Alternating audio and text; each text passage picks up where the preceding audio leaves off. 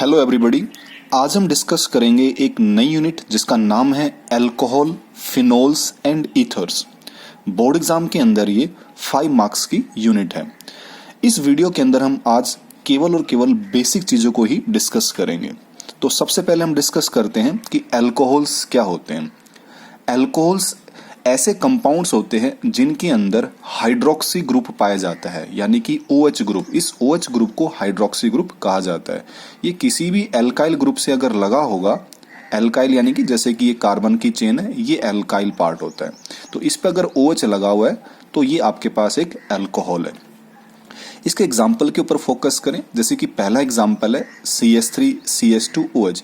यहाँ पे आप केवल और केवल एल्काइल पर एक OH आपको दिखाई दे रहा है, इसीलिए इसको हम बोल सकते हैं मोनोहाइड्रिक अल्कोहल। मोनो का मतलब एक OH यानी कि एक हाइड्रोक्सी। दूसरे एग्जाम्पल के ऊपर देखें तो इस एग्जाम्पल में आपको दो जगह पर OH दिखाई दे रहे हैं, यानी कि हाइड्रोक्सी ग्रुप दिखाई दे रहे हैं, तो इसको हम डाईहाइड्रिक अल्कोहल भी कह सकते हैं। इसका जो रियल नेम है वो है, क्योंकि दो कार्बन है तो इथेन आएगा, और पहले कार्बन पे OH, दूसरे कार्बन पे OH, तो 1,2-डाईऑल। डाई क्यों बोला? क्योंकि दो बारी OH लिखा हुआ है, और ऑल क्योंकि OH के लिए जो हाइड्रोक्सी ग्रुप है उसके लिए जो फंक्शनल ग्रुप हम यूज करते हैं वो OL यानी कि OL का इस्तेमाल करते हैं। ठीक है, जो हाइड्रोक्सी फंक्शनल ग्रुप है उसके लिए क्या यूज करेंगे हम? OL।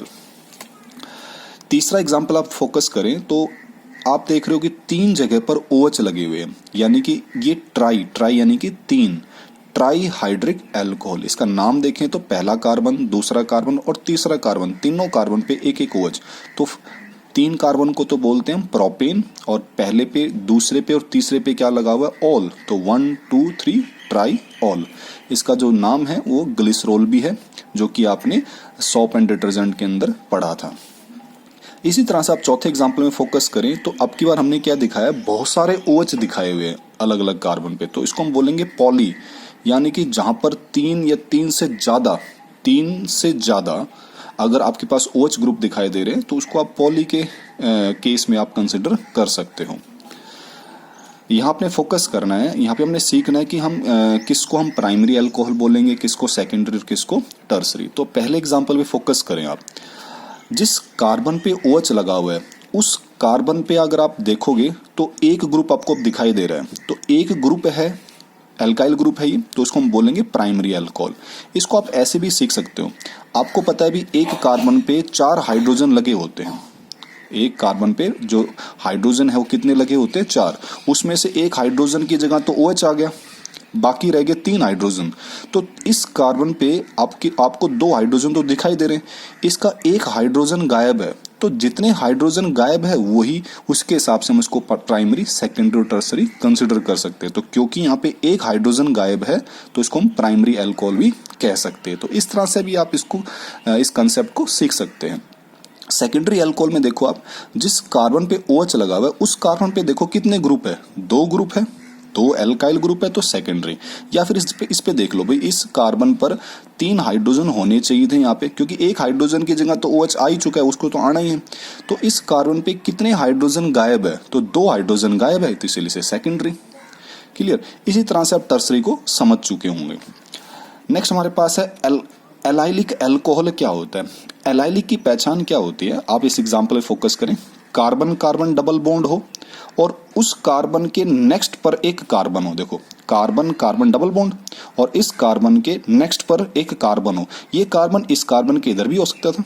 तो जिस नेक्स्ट कार्बन पे अगर OH लगा हुआ है तो इस टाइप के एग्जाम्पल को हम बोलते हैं एलाइलिक अल्कोहल। दोबारा समझें, कार्बन कार्बन डबल बॉन्ड हो और उस कार्बन से एक नेक्स्ट कार्बन जरूर हो सिंगल बॉन्ड वाला, और उस कार्बन पे अगर OH है तो उसको हम एलाइलिक अल्कोहल कंसिडर करते हैं। इस कार्बन की अगर मैं हाइब्रिडाइजेशन आपसे पूछूं तो इसकी हाइब्रिडाइजेशन क्या होगी? sp3। sp3 कैसे? क्योंकि इस पे अगर आप 2H और लगाओ, कि देखो मैंने यहाँ पे केवल और केवल कार्बन दिखाए, आपने इनकी वैलेंसी खुद पूरी करनी है हाइड्रोजन लगा के। मैं हाइड्रोजन इसलिए नहीं लगा रहा ताकि, क्योंकि वो ज्यादा कॉम्प्लिकेटेड दिखाई देता है स्ट्रक्चर। तो आपको बिल्कुल सिंपल तरीके से मैं स्ट्रक्चर को दिखाना चाहता हूँ ताकि आप आसानी से उसे सीख लें। तो इस कार्बन पे 2 हाइड्रोजन तो लगे हुए, तो 2 हाइड्रोजन यानी कि 2 बॉन्ड वो, तीसरा बॉन्ड ये, चौथा बॉन्ड ये, तो 4 बॉन्ड के लिए आपको क्या यूज करना पड़ता है, sp3। 3 बॉन्ड हो तो sp2, 2 बॉन्ड हो तो sp। क्लियर। और वैसे भी हम इसको जो है ना आसान तरीके से सीखे तो आपने सिर्फ सिग्मा बॉन्ड कंसिडर करने, जैसे कि मैंने एक कार्बन लिखा, इस कार्बन पे एक सिग्मा बॉन्ड, दूसरा, तीसरा, चौथा। मान लो मैंने 4 हाइड्रोजन दिखा दिए यहाँ पे, तो पहला सिग्मा, दूसरा सिग्मा, तीसरा सिग्मा, चौथा, तो 4 सिग्मा बॉन्ड के लिए sp3 यूज करते हैं। P में 3, S में 1, तो टोटल कितना हो गया, 4। ये आप बॉन्ड कंसिडर कर लो, ठीक है।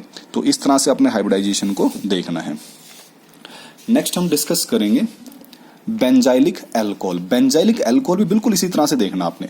बेंजाइलिक यानी कि आपके पास एक एरोमेटिक टाइप क्या होगा, यानी कि बेंजीन रिंग टाइप होगा। अब इसमें देखो आप, ये कार्बन है और ये कार्बन है, तो इन दोनों के बीच में क्या है, डबल बॉन्ड, और उस कार्बन से नेक्स्ट पर क्या है, ये कार्बन लगा हुआ है, तो इस कार्बन पे OH है। तो सेम कंसेप्ट जो आपने एलाइलिक में पढ़ा था, अभी जो पीछे हमने एलाइलिक पढ़ा था उसमें बिल्कुल वही है कि कार्बन कार्बन डबल बॉन्ड हो और उस कार्बन से नेक्स्ट पर एक कार्बन लगा हो और उस कार्बन पे अगर OH है तो बेंजाइलिक अल्कोहल होगा। क्लियर। तो इसको हम जो नाम दे सकते हैं वो क्या दे सकते हैं, क्योंकि इस कार्बन पे एक फिनाइल ग्रुप है, इसको हम फिनाइल भी बोलते हैं, ठीक है नहीं। तो फिनाइल मिथेनॉल, मिथेनॉल क्यों बोला, क्योंकि एक कार्बन है यहाँ पे, CH2H को क्या बोलते हैं, मिथेनॉल। दूसरा एग्जाम्पल देखें तो इसका कार्बन कार्बन डबल बॉन्ड है और नेक्स्ट पर कार्बन है और इस कार्बन पे OH है, तो इसलिए ये भी क्या है, बेंजाइलिक अल्कोहल है। लेकिन अब की बार ये जो बेंजाइलिक अल्कोहल है वो सेकेंडरी है। कैसे भाई, इस कार्बन पे OH लगा हुआ है, तो इस कार्बन पे एक ग्रुप तो ये हो गया अल्काइल, और इसी पर ये भी तो एक ग्रुप है, तो 2 ग्रुप लगे हुए तो सेकेंडरी है। इसका नाम देखें तो हम देखो, इस कार्बन को आप नंबर 1 दो, इस कार्बन को नंबर 2, तो 2 कार्बन हो गए, तो उसके लिए तो इथेनॉल आएगा। और 1 पे क्या है, ये फिनाइल, तो 1 पे फिनाइल इथेनॉल। सेम इसके इस एग्जाम्पल को आप समझ सकते हैं। देखो, carbon carbon double bond, next पर कार्बन और उस पर क्या लगा हुआ है, OH, तो ये भी बेंजाइलिक हो गया।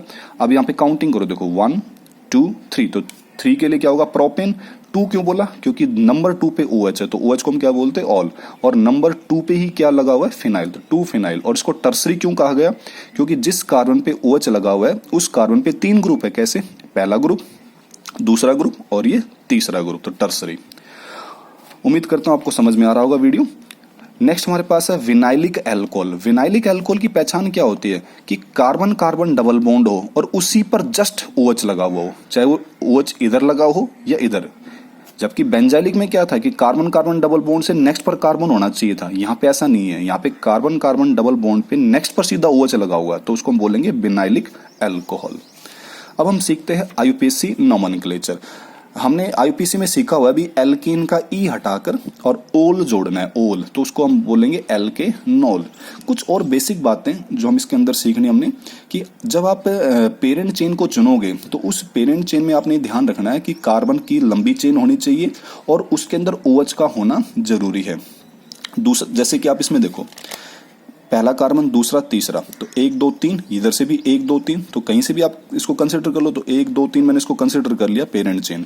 ये एक पेरेंट चेन है, इसके अंदर क्या है, OH भी आ रहा है, तो आपने अब इसकी नंबरिंग करनी। नंबरिंग कहाँ से करनी है, नंबरिंग आप कोशिश करो उधर से करो जहां से OH पास पड़ता है। तो देखो, इस कार्बन पे OH है, तो आप नंबरिंग यहां से करो, 1 2 3, तो 2 पे क्या लगा हुआ है, ये मिथाइल, तो 2 मिथाइल, और 3 कार्बन को हम क्या बोलेंगे, प्रोपेन।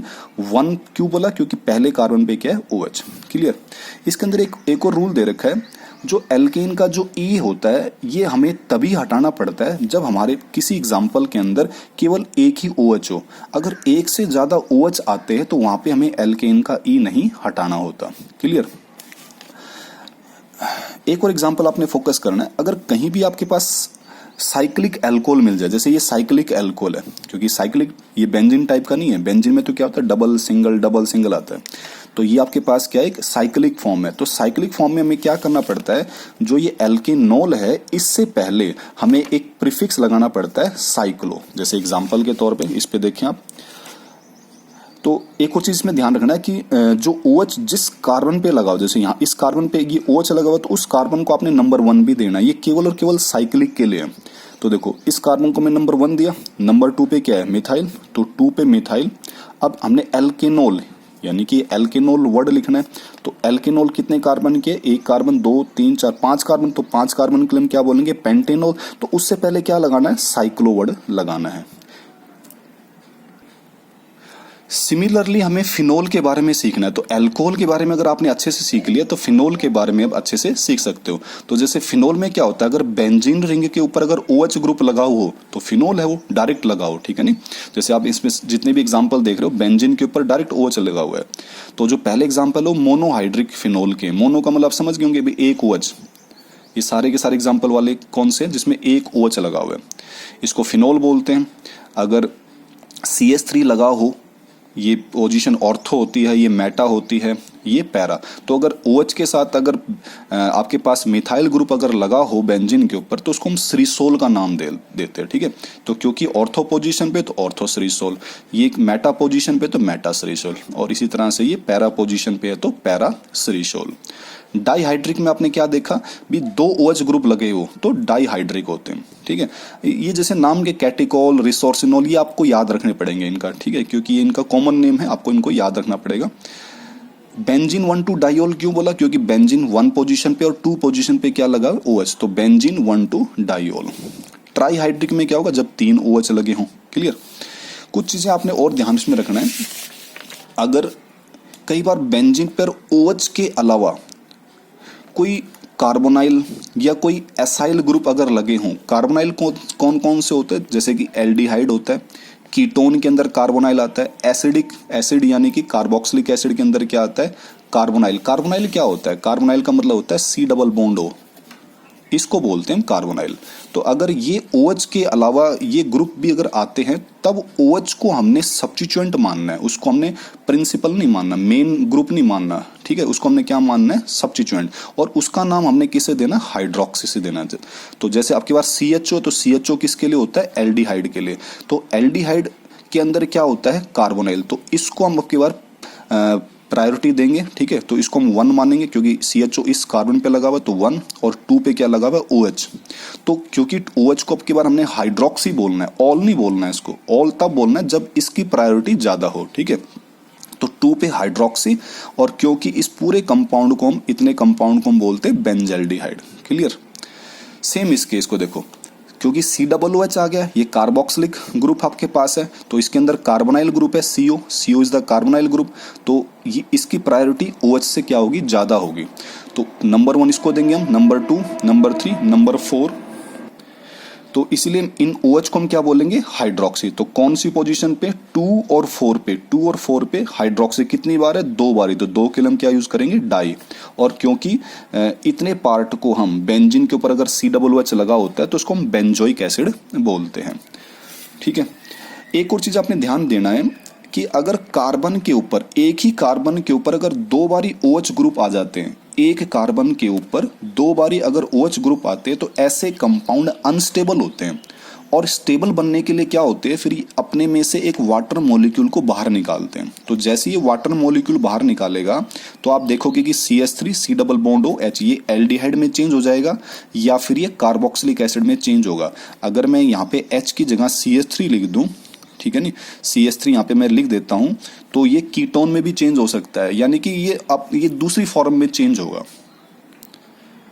तो इसको मैं दोबारा रिपीट कर देता हूं, अगर एक कार्बन पे अगर 2 OH ग्रुप है तो वो ऐसा कंपाउंड होता है अनस्टेबल, तो यहां से वाटर मॉलिक्यूल बाहर निकलेगा और उसके हिसाब से हमारा कंपाउंड बनेगा। जैसे यहाँ पे CH3 तो है ही, इस कार्बन पे अगर मैं यहाँ पे OH डाल देता हूं तो मेरा ये क्या बन जाएगा, CH3 C डबल OH, तो एक कार्बोक्सिलिक बन जाएगा। और अगर मैंने H की जगह यहाँ पे CH3 डाल दिया तो मेरा ये क्या बन जाएगा, CH3 C double bond O CH3, यानी कि कीटोन बन जाएगा तभी। यानी कि ये फॉर्म चेंज हो जाएगी या तो एल्डिहाइड में या कीटोन में या फिर एसिड में। क्यों, क्योंकि एक कार्बन पे क्या लगे हुए, 2 बारी OH ग्रुप लगे हुए, जिससे वो कंपाउंड क्या हो गया है, अनस्टेबल हो गया है। अब हम कुछ बेसिक रीजनिंग क्वेश्चन करेंगे। जैसे कि पहला क्वेश्चन है, इसमें ये मैंने एक एग्जांपल लिया मिथेनॉल का जिसमें CH3OH। तो इसके अंदर हमने क्वेश्चन पढ़ना है कि जो ये COH है, यहाँ पे जो बॉन्ड एंगल है वो 108.9 डिग्री का है, जबकि हमारा जो मिथेनॉल है वो टेट्राहेड्रल स्ट्रक्चर का होता है और टेट्राहेड्रल एंगल तो 109 डिग्री 28 मिनट का होता है, और लेकिन ये एंगल क्या आ रहा है, कम आ रहा है। तो ये कम क्यों है ये एंगल, इसका रीजन हमें देना है। तो इसका रीजन ये है कि ऑक्सीजन के ऊपर ये दो लोन पेयर है। अब लोन पेयर पे हमेशा क्या करता है, रिपल्सन करता है। तो रिपल्सन जब भी होगा तो बॉन्ड एंगल क्या हो जाएगा, ऑटोमेटिकली कम हो जाएगा। तो ये इसका रीजन था। एक और रीजनिंग क्वेश्चन है कि जो एलिफेटिक यानी कि जो जिसमें बेंज एरोमेटिक नहीं है, जैसे कि एलिफेटिक आपके पास अल्कोहल है, तो यहाँ पे जो सीओ की जो बॉन्ड की जो लंबाई है वो 142 पिकोमीटर है, जबकि वही अगर हम एरोमेटिक में देखें यानी कि फिनोल में देखें तो फिनोल में ये कार्बन है और ये ऑक्सीजन, तो इन दोनों के बीच में जो बॉन्ड लेंथ है वो 136 पिकोमीटर है। तो ये दोनों में डिफरेंस क्यों है, यहाँ पे भी CO है और यहाँ पे भी ये CO है, तो बॉन्ड लेंथ में ये फर्क क्यों है?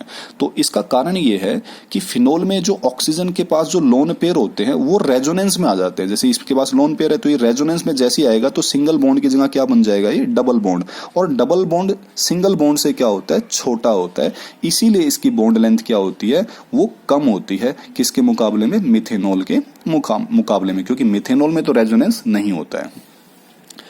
एक और क्वेश्चन है इसके अंदर कि जो फिनोल है उसका डायपोल मोमेंट मिथेनॉल से कम होता है। डायपोल मोमेंट फिनोल का जो है वो 1.54 डिबाई होता है, जबकि मिथेनॉल का 1.71। तो ऐसा क्यों है? इसका कारण ये है कि फिनोल के अंदर जो आप बेंजीन टाइप है, जिसको फिनाइल ग्रुप जिसको कह रहे हो आप, C6H5, ये इलेक्ट्रॉन विड्रॉइंग इसका नेचर होता है। ये इलेक्ट्रॉन को खींचता है। किससे खींचेगा? ये ऑक्सीजन से। तो जैसे ही ऑक्सीजन से खींचेगा, आप जैसे देख रहे हो यहाँ पे देखो, ये खींची तो रहा है, रेजोनेंस में जो आ रहे, तो ये इलेक्ट्रॉन नीचे आ जा रहा है, यानी कि बेंजीन के ऊपर आ जा रहा है ये इलेक्ट्रॉन, ये ठीक है नहीं, तो कहीं ना कहीं ये इलेक्ट्रॉन को खींच रहा है। इससे क्या होता है, ऑक्सीजन के ऊपर जो नेगेटिव चार्ज होता है वो थोड़ा सा, क्योंकि ऑक्सीजन ज्यादा इलेक्ट्रोनेगेटिव है तो उसका चार्ज थोड़ा सा कम हो जाता है, तो इसीलिए इसकी पोलैरिटी भी क्या हो जाती है, कम। तो कम चार्ज होगा तो कम पोलर, और कम पोलर होगा तो डायपोल मोमेंट भी क्या होगा, कम। जबकि मिथेनॉल के अगर हम देखें तो मिथेनॉल में ये CH3 ग्रुप होता है, और CH3 जो ग्रुप होता है वो इलेक्ट्रॉन डोनेटिंग ग्रुप होता है। ये क्या करेगा, इस ऑक्सीजन के ऊपर नेगेटिव चार्ज को बढ़ाएगा। तो ज्यादा चार्ज तो ज्यादा पोलरिटी, और ज्यादा पोलरिटी तो उसका डायपोल मोमेंट भी क्या होगा, ज्यादा होगा। तो ये थे कुछ बेसिक चीजें।